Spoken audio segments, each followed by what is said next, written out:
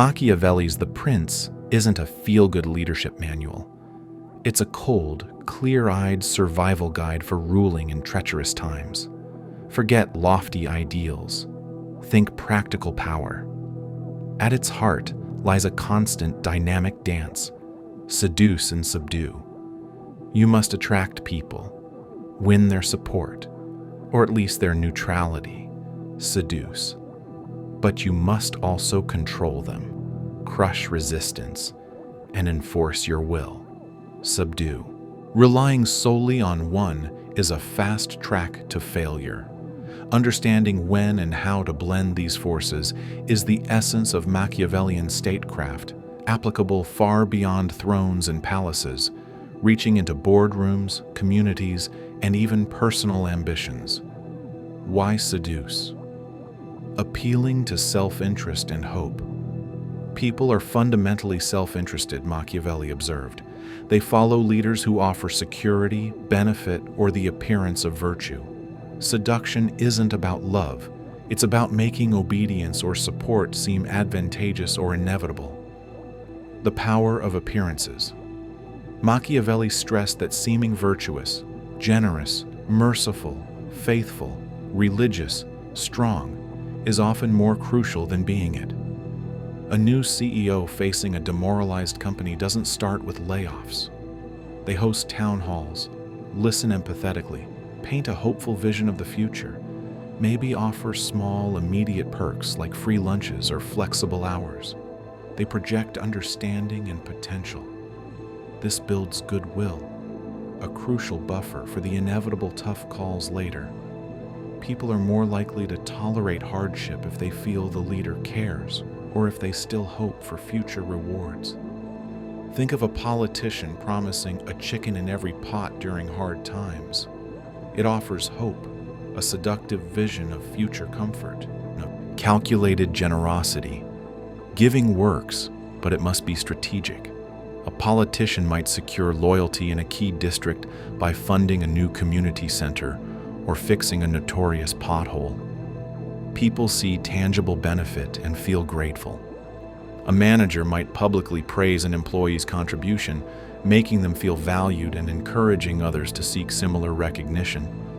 However, Machiavelli warns, generosity must come from others' resources, like new taxes funding the community center, or be sustainable from your own. Emptying the treasury or company coffers constantly to buy love makes you poor, weak, and ultimately despised when the gifts stop. Give spectacularly once, a big bonus after a record quarter, rather than small amounts constantly, which becomes expected and loses impact. Like giving a lavish birthday gift to win favor, but then being careful not to set an unsustainable precedent. Creating dependency. Seduction can bind people through need. A leader might grant exclusive access, special privileges, or crucial information to key allies. This makes those allies dependent on the leader's continued favor for their status or success. They become invested in the leader's survival. Think of a faction leader within a political party who gets choice committee assignments. They owe their influence to the boss. Or a local business granted a lucrative government contract. Their prosperity is now tied to the ruler's goodwill. This dependency is a powerful seductive chain. Why subdue? The necessity of fear and control. Seduction is fragile. Loyalty based on hope or gain vanishes when fear or a better offer appears. People are also naturally ambitious and restless. To maintain order and power, a ruler must be willing to instill fear and enforce consequences. Hope attracts, but fear secures. Fear over love when forced to choose. Machiavelli's most famous and often misunderstood maxim: it's safer to be feared than loved, if you cannot be both. Why?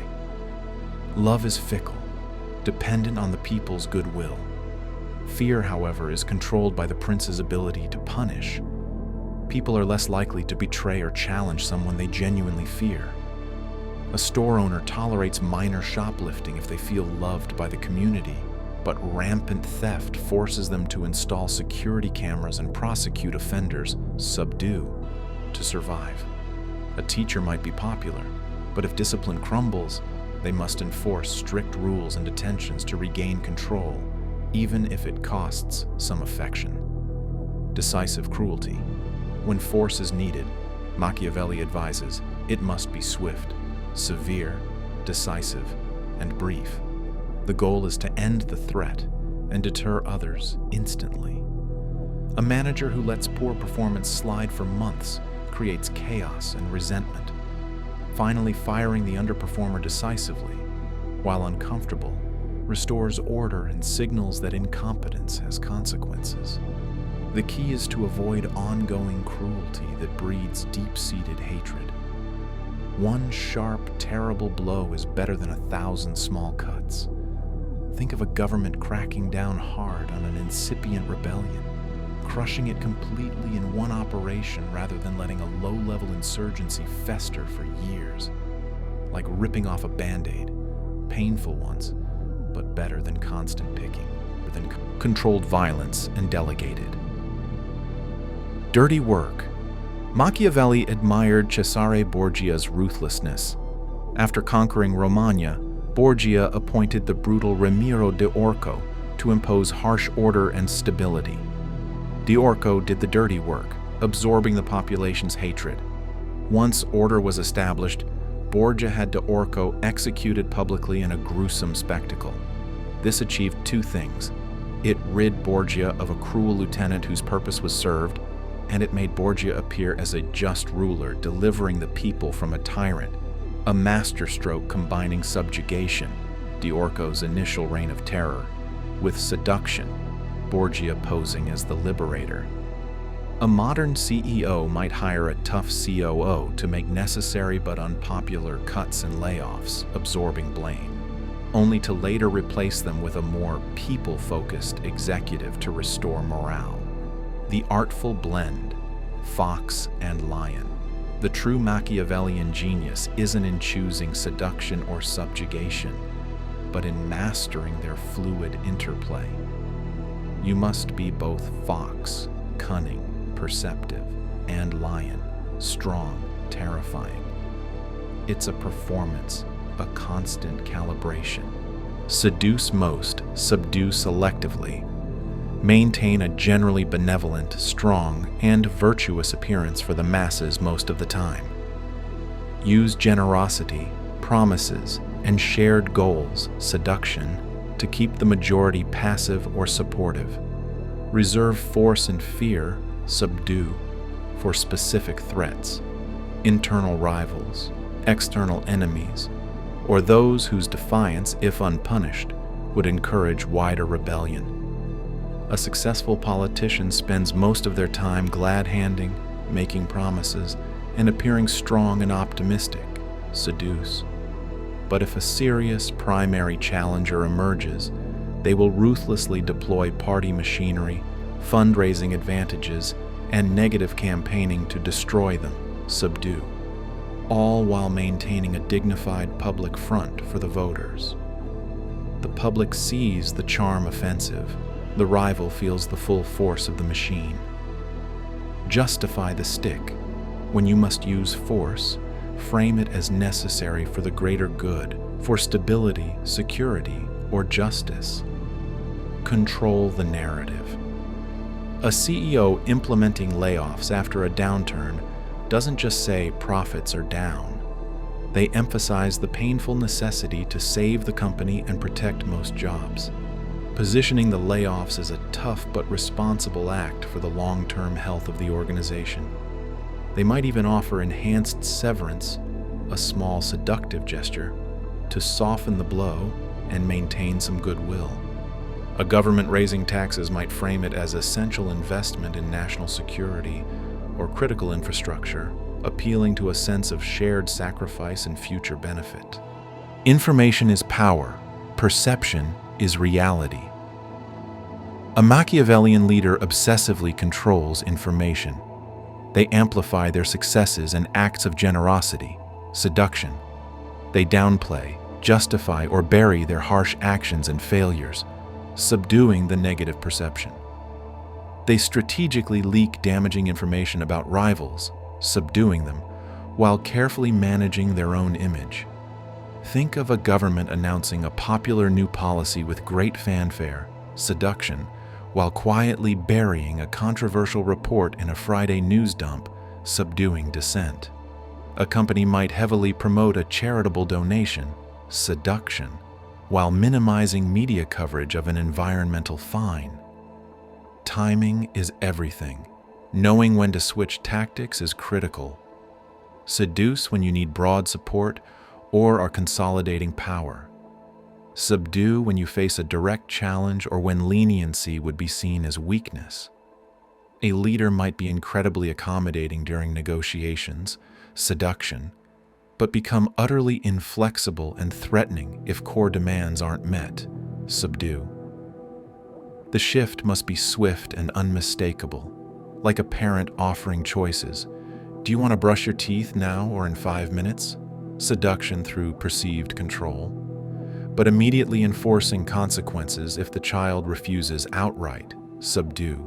Real-world mechanics. From playground to geopolitics. The seduce and subdue dynamic plays out constantly, proving Machiavelli's observations on human nature are timeless. 1. Workplace.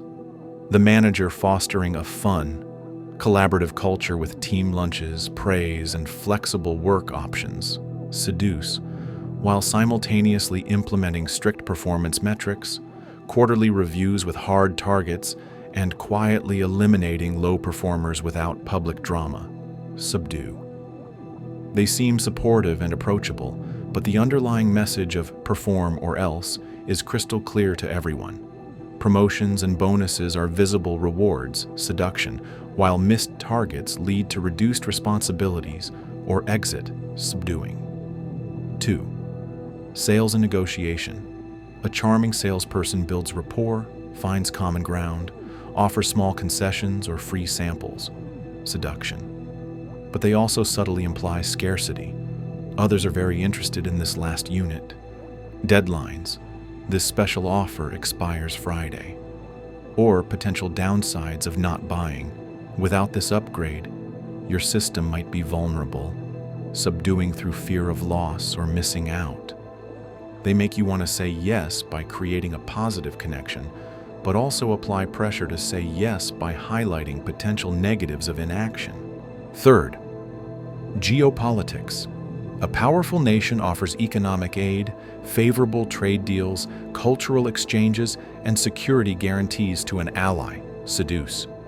Simultaneously, it stations troops nearby, conducts joint military exercises to demonstrate capability, imposes crippling sanctions on disobedient states, or uses cyber espionage to gather compromising information, subdue.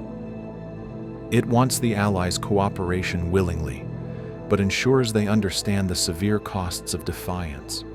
Think of a superpower offering development loans, seduction, while conducting naval patrols near a rival's contested waters, subdue. The goal is voluntary alignment backed by an unspoken threat. 4. Personal relationships. Manipulative. A manipulative partner might be incredibly affectionate, attentive, showering the other with gifts and declarations of love, seduce, making them feel uniquely adored and secure. But when challenged, questioned, or about to be left, they might switch to guilt tripping. After all I've done for you. Emotional blackmail. If you leave, I don't know what I'll do. Threats, implied or direct, or withdrawing affection and giving the silent treatment, subdue. This creates a confusing cycle of intense reward and punishment, fostering dependence and fear that makes leaving seem impossible. 5. Organized crime. A gang offers protection to local businesses. A seductive promise of safety from other criminals or vandalism, seduction. Failure to pay the protection fee, however, results in immediate violence, property damage, or public humiliation, brutal subjugation. The service is the seduction, The ever-present threat is the enforcement mechanism. 6. Social media and influence. An influencer or brand cultivates an attractive, aspirational image, showcasing a perfect life, exclusive access, or desirable products. Seduction. They build a loyal following who want to be part of that world. Simultaneously, they might use subtle pressure tactics, limited time offers, highlighting follower counts or competitor successes to induce envy, or even muting critics to control the narrative and suppress dissent. Subdue. They create a desire to belong and participate while minimizing challenges to their curated image. The core fuel. Understanding human nature. Machiavelli's system works because it targets fundamental universal drives. Appeal to gain and security. Seduce. People want benefits, safety, status, validation, and hope. Offer these, or the convincing illusion of them, to attract and bind followers. Make them feel secure under your umbrella and hopeful for future rewards. Exploit fear of loss and pain. Subdue. People fear deprivation, punishment, humiliation, chaos, uncertainty, and death. Demonstrate your ability and willingness to inflict these on opponents or the disobedient to deter challenges and enforce compliance. Make the cost of defiance clearly higher than the cost of cooperation. The cold reality. Performance over morality. Seduce and subdue isn't about being good or evil. It's about being effective in acquiring and holding power in a competitive, often ruthless world. It demands specific traits. Ruthless pragmatism. Do what works to secure power, not what feels morally right or comfortable. Sentimentality is a luxury that can be fatal to control. If being merciful inspires future rebellion, be merciless. If generosity bankrupts you, be stingy. The end, maintaining power, justifies the necessary means. Superb acting. Maintain the mask of virtue, strength, benevolence, and legitimacy relentlessly. Never reveal your full hand, your true doubts, or your purely self-serving motivations. Project unwavering confidence and control, even when uncertain. The performance must be convincing and consistent. Keen observation. Constantly read people, situations, shifting alliances, and underlying currents. Understand motivations. Spot potential threats early. Identify points of leverage. Know precisely when charm will disarm a rival, and when a sudden, sharp display of force is needed to crush dissent before it spreads. Be the fox sniffing out traps. Emotional detachment. Making tough, often cruel decisions cannot be hampered by guilt, empathy, or personal affection in the moment. You cannot afford to be swayed by pity or friendship when power is at stake. Analyze dispassionately. Act decisively. The goal is power preservation, not winning popularity contests or feeling virtuous. The enduring lesson. Machiavelli stripped away the comforting myths about leadership and noble intentions. He revealed power for what it often is, a relentless, calculated performance involving the strategic application of charm and the decisive deployment of force. Seduce enough to minimize resistance, gather support, and build a buffer of goodwill. Subdue effectively enough to eliminate immediate threats, deter future challenges, and enforce necessary order. Master the balance. Too much seduction breeds contempt and opportunism. Too much subjugation breeds hatred and eventual revolt. Control the narrative relentlessly, justifying the harsh acts within a framework of necessity or benevolence. Never let the mask of the virtuous, strong leader slip, whether navigating the treacherous currents of national politics, steering a corporation through fierce competition, managing a team, or even pursuing personal ambition within complex social structures. Understanding the cold, pragmatic mechanics of seduce and subdue provides a stark, powerful lens on how influence is gained, maintained, and lost in the real world. It's not pretty, It's often brutal, but according to Machiavelli, mastering this dance is the fundamental price of staying on top. The performance never ends. The audience is always watching, and rivals are always waiting for a misstep. Seek wisdom.